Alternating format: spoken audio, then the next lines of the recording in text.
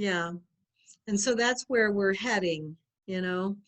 And when we get into part 2, where we go into the fragrance of the mystical rose, you're going to see how after you reach that mechanics of unification, there's a whole nother set of processes that are taking you to this even more intimate union with God that is broken down through 28 mysteries that we undergo. But even so, that's still just the beginning. You know, that's just the first initiations into the mysteries you'll go through, because there are many more that we'll probably cover in other broadcasts that, you know, are written in other classes too, that we will go through in different phases. It really doesn't completely ever end. So, you know, like I wrote about some of these in the Mystical Captive series, and then in the Solitary series.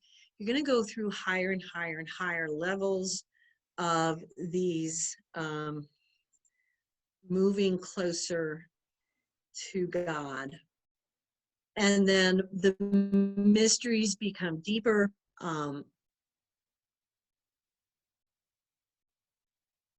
And more quiet, more still,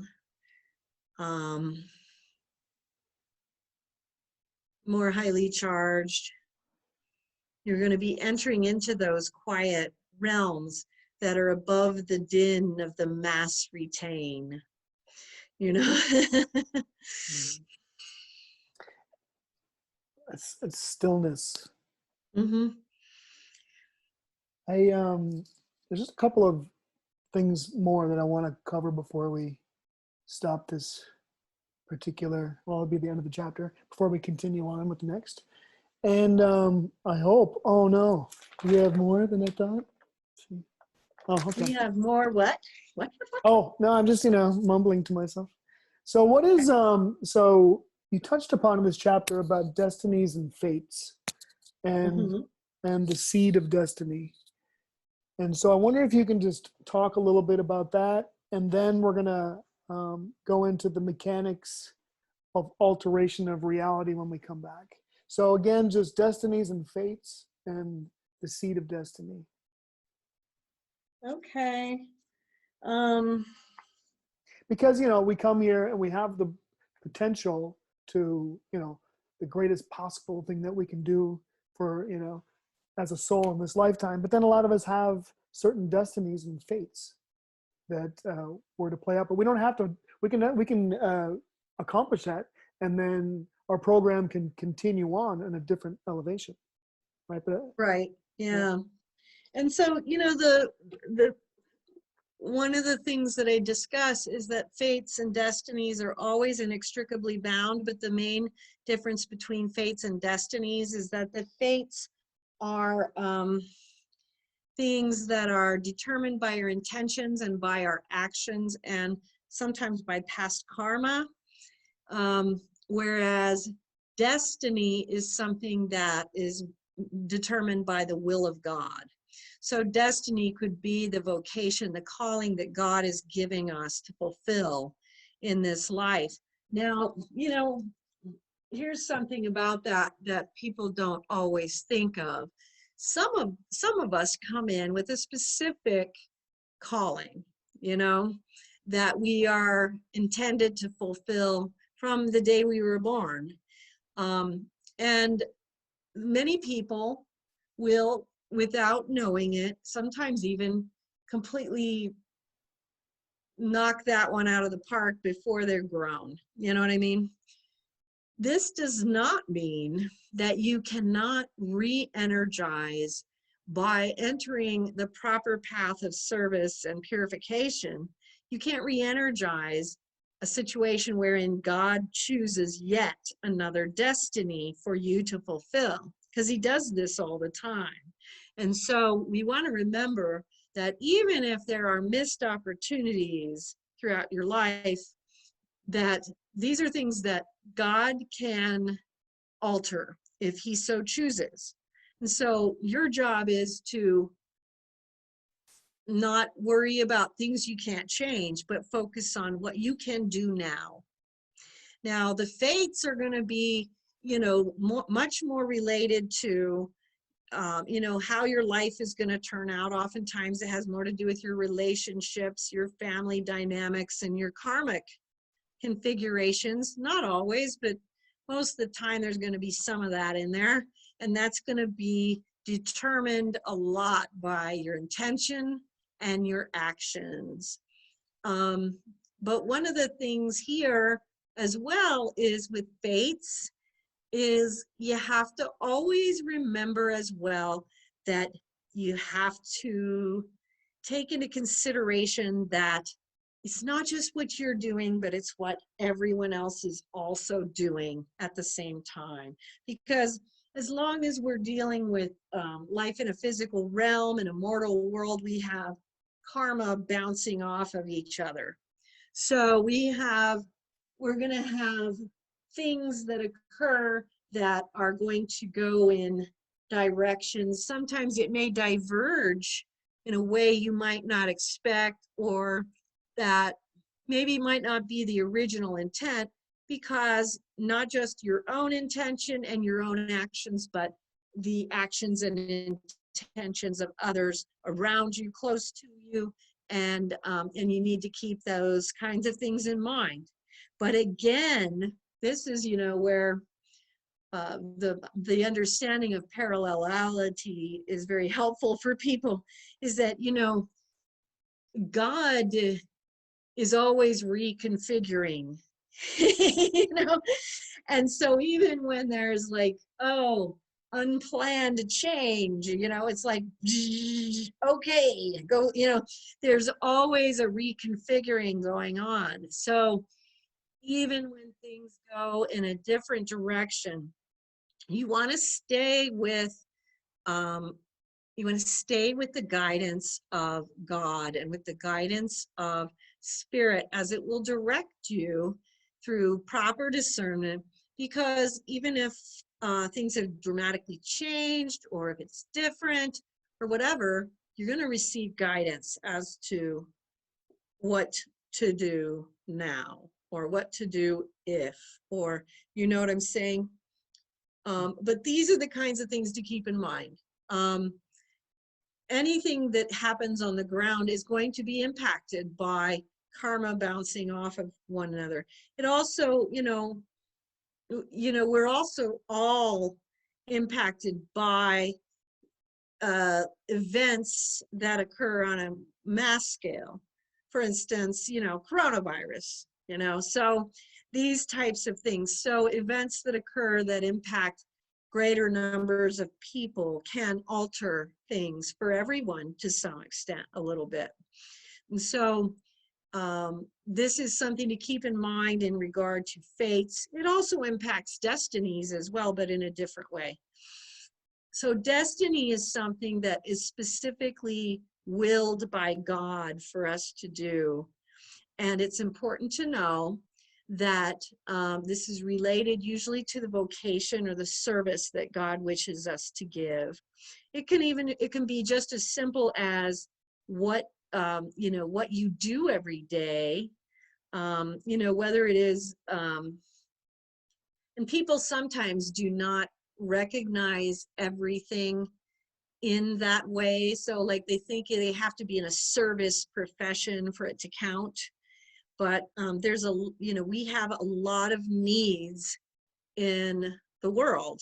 And so people who are good at other things that are not service professions are sorely needed as well. And so we have souls who are highly energized to do things like build roads, or fix plumbing, and know how to make electricity work, and all these things that we need, gather the trash and make water not rot, not stink, and and not filled with bacteria. But all these things. And so we don't want to limit ourselves to think that the vocation or the calling in life that we have has to be something grand or, big. It can be something, in fact, most of the time, even if it is something that appears grand, it involves just getting up and doing it every day, just doing the work, pumping it out, you know what I mean, every day. And so don't minimize what you do. You know what I mean? Don't minimize what you already do. And if you still feel that there's other things that you may be called for, then pray for guidance on it, because that's the way to find out what those other things might be. But do not minimize the service that you give to humanity by providing the skills that you provide. We have a short-sighted way of viewing things sometimes, that we don't always really look deeply enough into how people serve others. Someone shared with me recently a story about, I can't remember where it came from, so I apologize, but it's relevant, where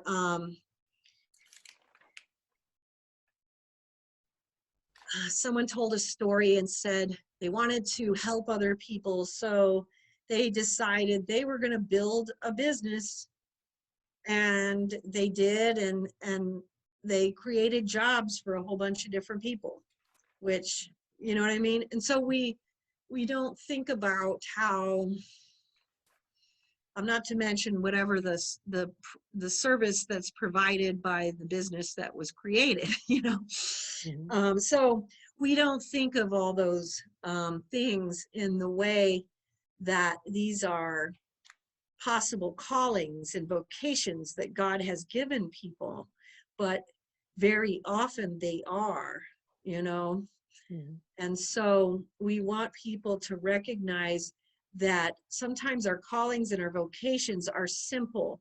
They're simply, what are you good at? What are you just really energized to do day in and day out that you do well? You know what I mean? I do, totally, yeah. Well, thanks, Marilynn. Let's pick this back up on the other side with the mechanics of alteration and reality. Okay. Thank you so much. Thank you, Brian.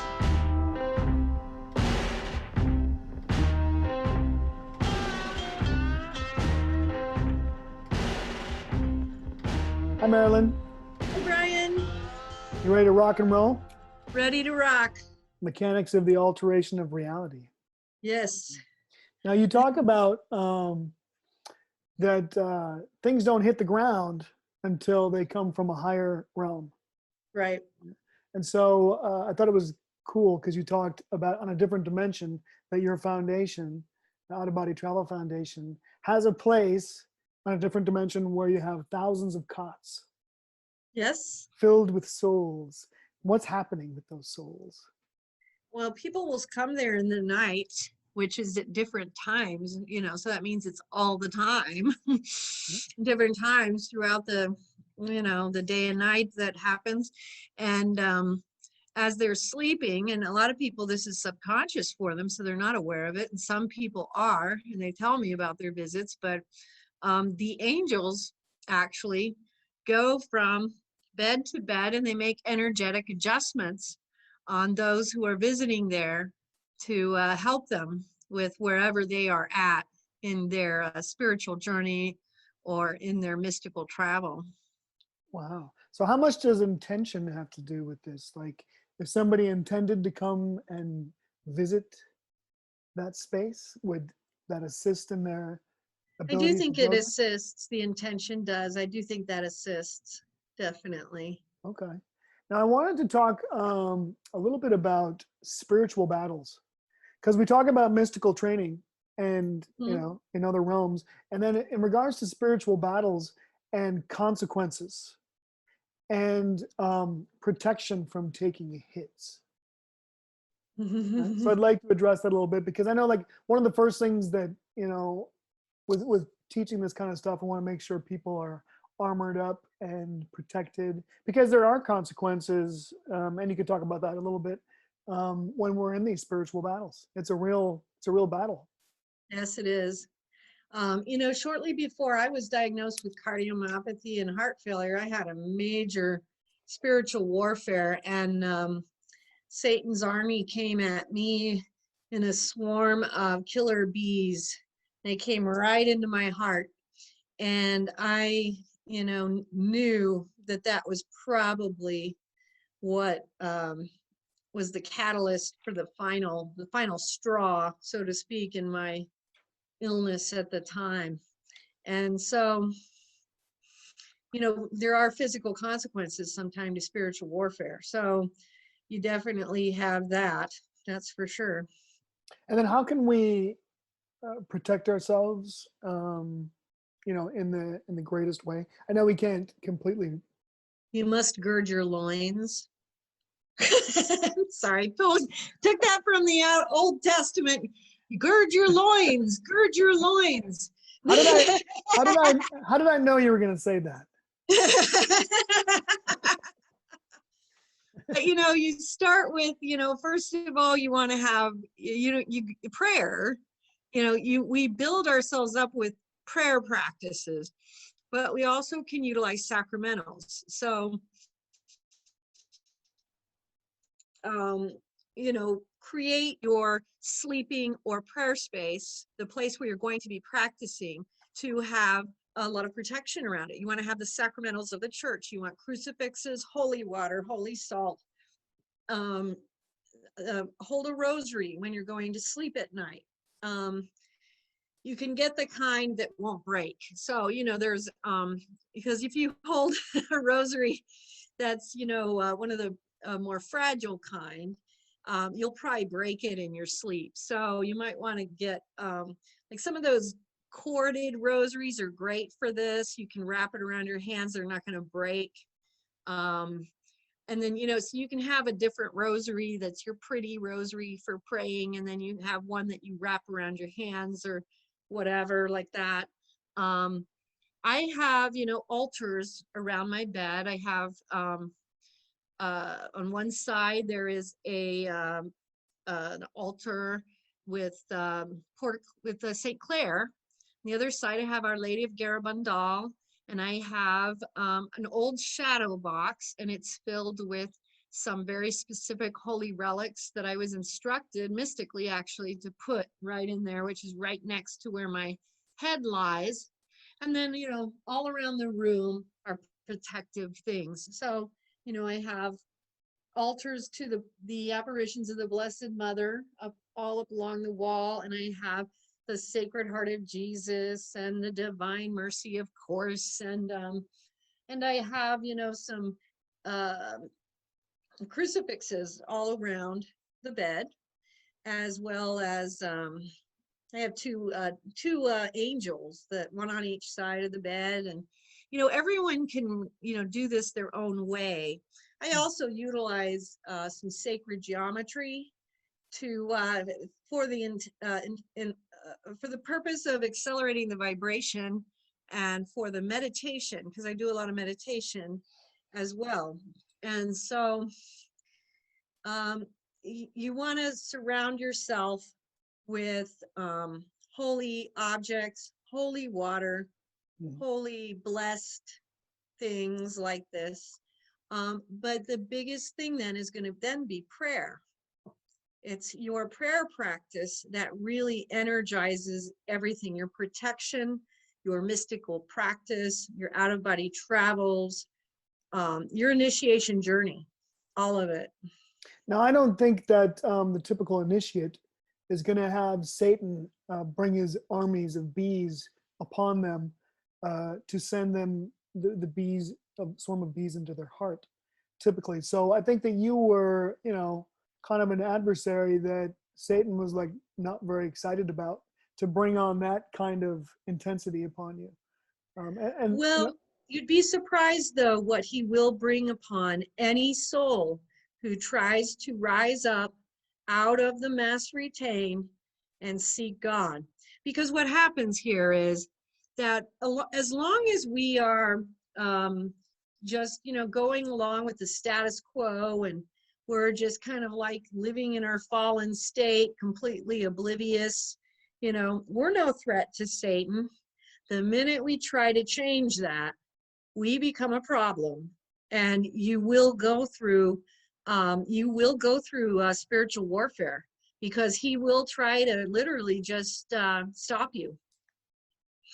The first time that we did a podcast together, I went to sleep and I woke up and had this big giant like spider bite on my right shoulder, and it stayed there for like 6 weeks or something. Oh my Like, goodness. I think he knew what we were up to. He's like, oh no, get the spider out and bite him. Yeah. I don't know. Like, is that all you got? But I don't want to make people afraid to be on a mystical spiritual journey. We have guardians, and isn't it also true it's that important that people are prepared for it, though, because spiritual warfare is part of the journey. If you enter upon a true purification path, you will eventually at some point deal with the dark side. There will be spiritual warfare, because this is what the battles of the principalities and powers over goodness and evil are all about. Once you have now become an entity that there's the war has to be fought over. Are you going to be won over for good, or are you going to remain in the darkness? Then that will be fought. And so there is, it's important for people to know this, because a lot of times people are so shocked by it. They allow that to scare them, when they realize that this is normal. This is going to happen. You know what I mean? Yeah. And this is the normal reaction of, okay, you just woke the beast. Because until now, you've been just going along just enough so that you are not a problem. So you don't have to be bothered. But once you start trying to rise above and do something different, and you try to change the pattern, and you're going towards God now, then you become a problem. And they're going to try to stop you. And Don't let them. They'll use our Achilles heels, our own individual unique weaknesses and fears. Yep. Mm-hmm. Every chance And they get. they will drive up all of your unique temptations against you. So, the thing is that most of us share some of the same stuff, whether it's lust, greed, gluttony, what was the other one? Avarice, but addictions too. Oh, you mentioned the addictions. Those are all things that, we always forget just how similar we all are. We all think that we're the only ones. We're not.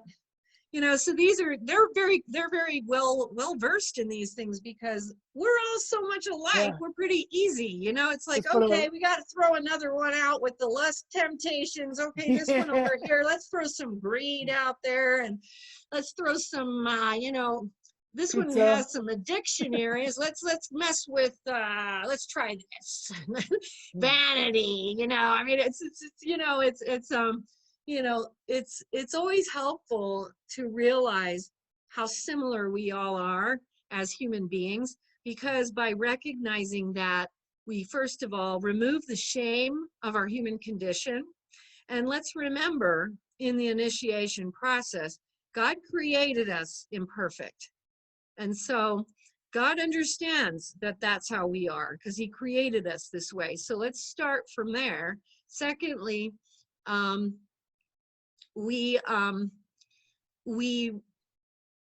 I just lost my thought. So maybe the first thought was more important, but let's start there. So we were created to be imperfect. So there's nothing like real shocking to God about our state or our condition. That's something he knew ahead of time. So God doesn't go like this, like, what?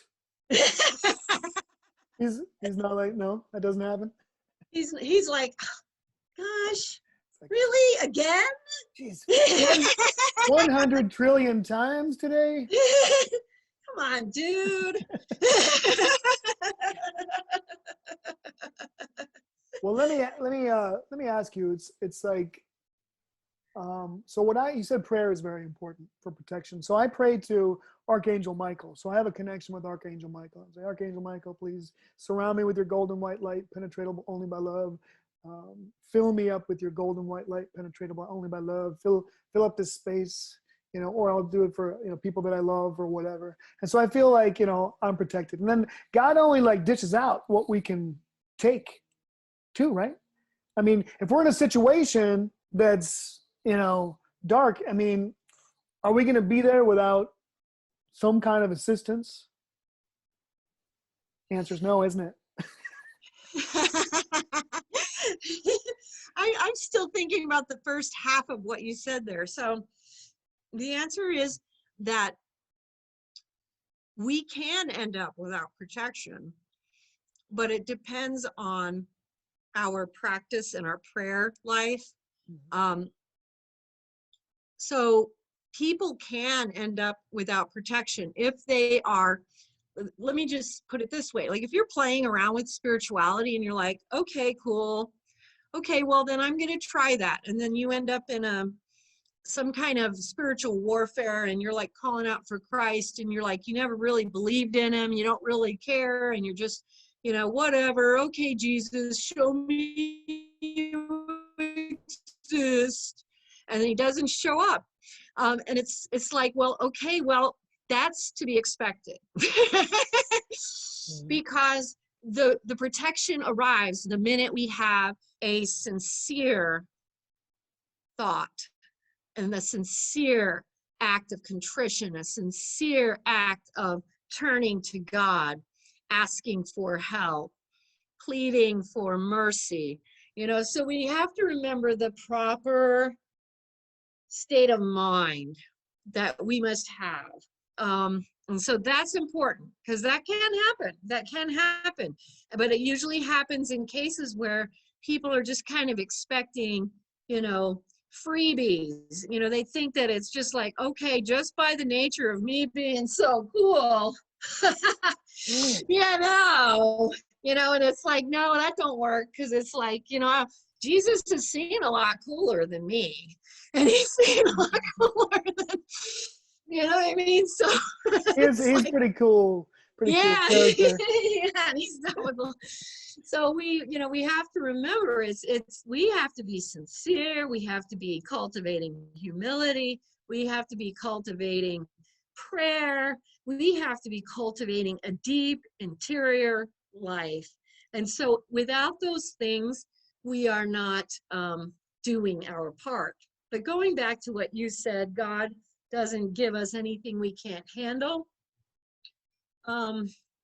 It's more like God provides the grace to handle whatever we are given, whatever comes our way. Because what we are implying there when we say God doesn't allow us to experience anything more than we can handle, it's almost like saying God's doing it to us. And he's not. There's all these other factors involved in what is creating the reality around us on the ground. So let's say I'm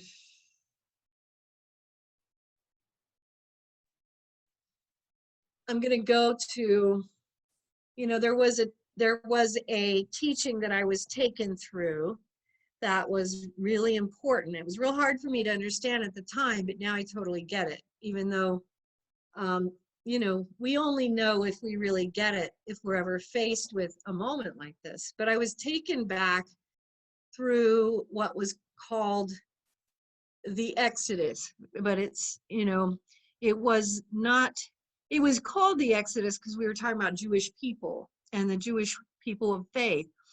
And I was shown how certain Jews during the Holocaust were able to achieve what I was, what God referred to as the Exodus, they were able to achieve this exodus where they were able to rise above whatever their circumstances were, even though they were in a concentration camp during World War II.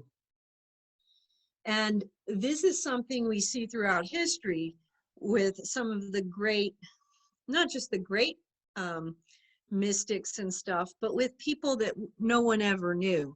Some of the great saints who were never known, you know, many of these people being people who died in the concentration camps. Many of them were great saints that no one will ever know about. You know, here we know about them in the mystical spheres because they are saints.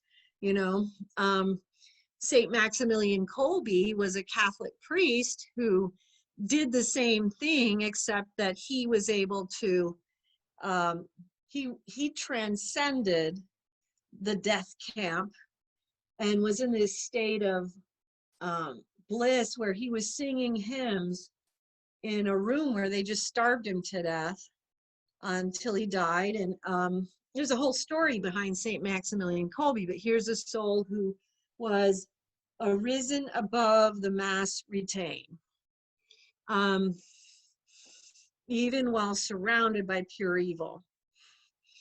And so God didn't create that circumstance.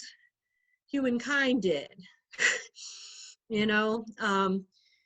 But what God did create were the circumstances that allowed for certain souls to rise above it because they were praying and seeking interiorly in these horrible circumstances. They were seeking God despite what they were surrounded by. Another example that's more modern, I don't mean to be focusing on what appears to be negative, but you know, years ago, there was, not that many years ago, there was the martyrdom of the Orthodox men on a beach in Libya, I believe it was. And they were taken hostage by, I believe it was ISIS, but it was some type of extremist Muslim group. And there were, I believe, 21 of them, somewhere around there. And they were all going to be beheaded. And I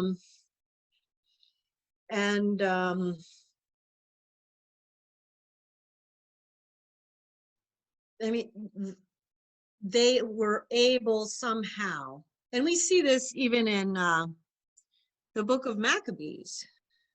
Are you familiar with the story of Maccabees? No. Okay.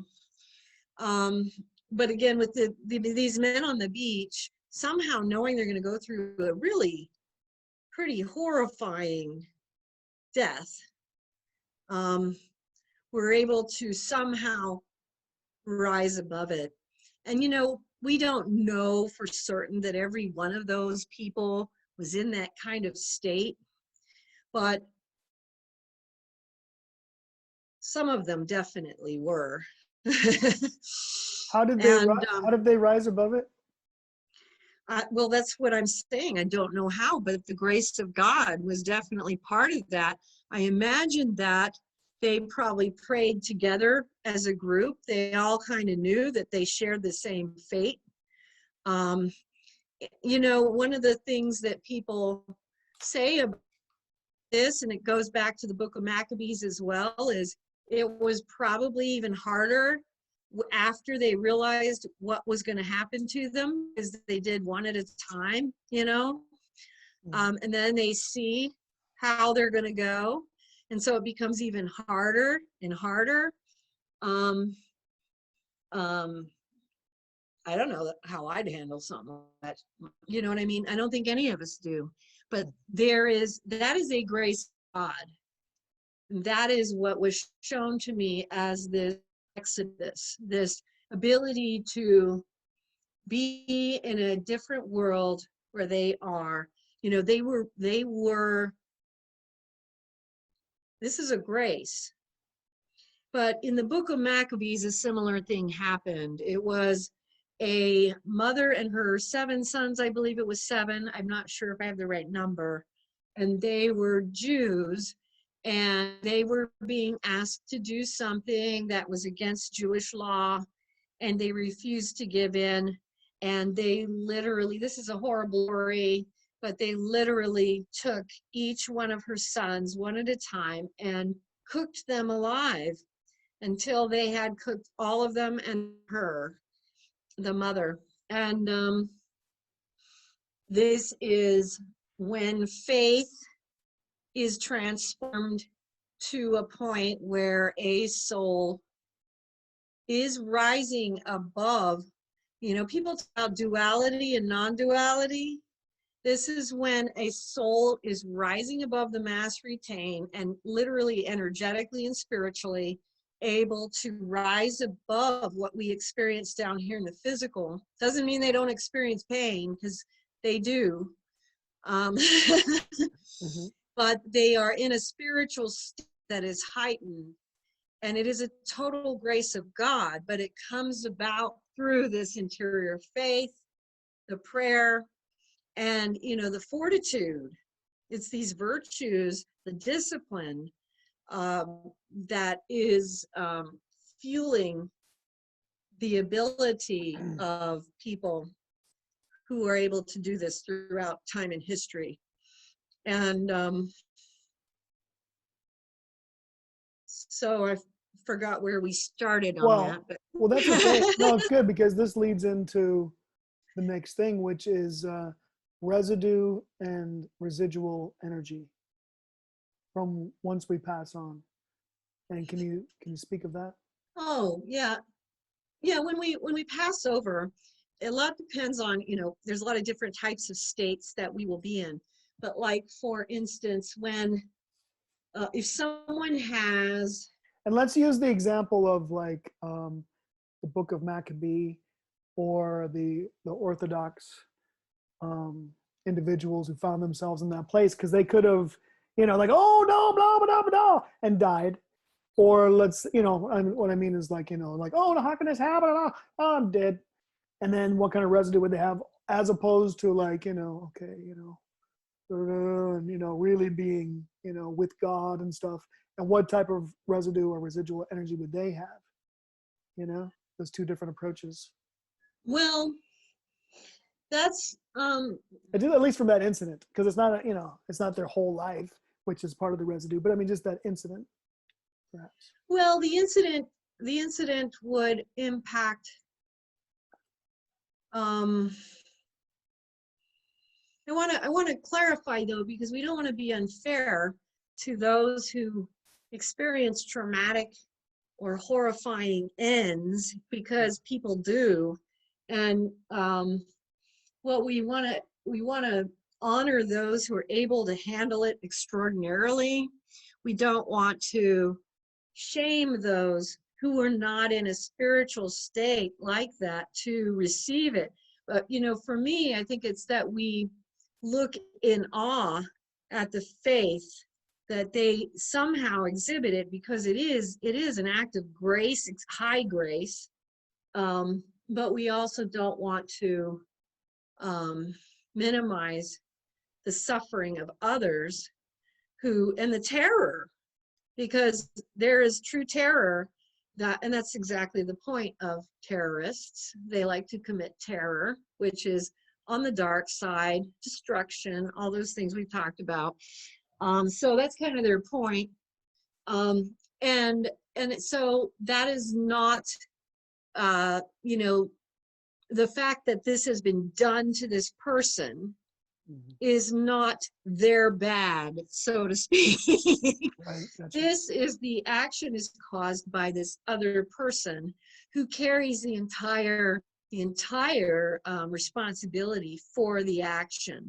The person who has gone through it the residue that they will carry with them will depend a lot on. So, okay, so for instance, the difference would be, you could have like the ones who turn it and transform it and are able to enter into this high grace type, you know, they truly become martyrs. And So their transition as they cross over would be to, join the martyrs in heaven, which is a very exalted place, Those who are in another place, they are also martyrs, but it's a different type of martyr. And a lot depends on the energy that they are carrying from the action. So there's a great deal of energy towards vengeance or revenge. Then they could be generating karma that they may have to go back and let's meet again, or that, it could be, translated into rage and anger and stuff that they have to then process through in the afterlife process. And so what you have, but that's also to be expected, because we have people who do die under unjust circumstances, and we have people who die in war and in acts of violence. And this is an understood condition of many deaths. And there is a whole host of angelic protection that comes in to assist a soul to process through those things. And yes, they are residues and things like that. But when we talk about like the energetic residue that I spoke about mostly in the book, it was about what we leave behind. And this becomes important because when we leave this world, we can be of many different natures. So, for instance, like someone like a Paramahamsa Yogananda, who is a great spiritual master, at the time of his death, he would have a lot of energy to disperse. So whatever remains undone of this great mission that he carried, he will be, that residue, that energy of that will actually be shed onto the people, the top disciples and successors that are energetically prepared to receive it, because the natural process of the energy is that it wishes to complete itself. It needs to be dispersed.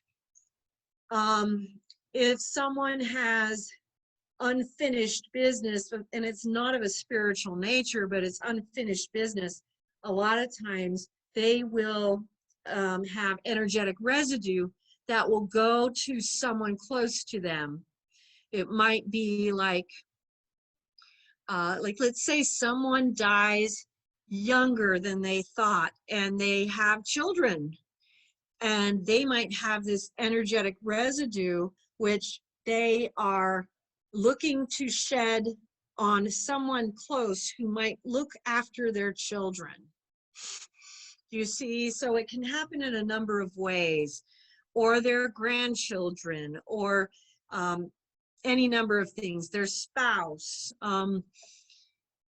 any mission that someone is trying to carry out will manifest in a way of shedding that residue onto someone else who might be able to then carry it.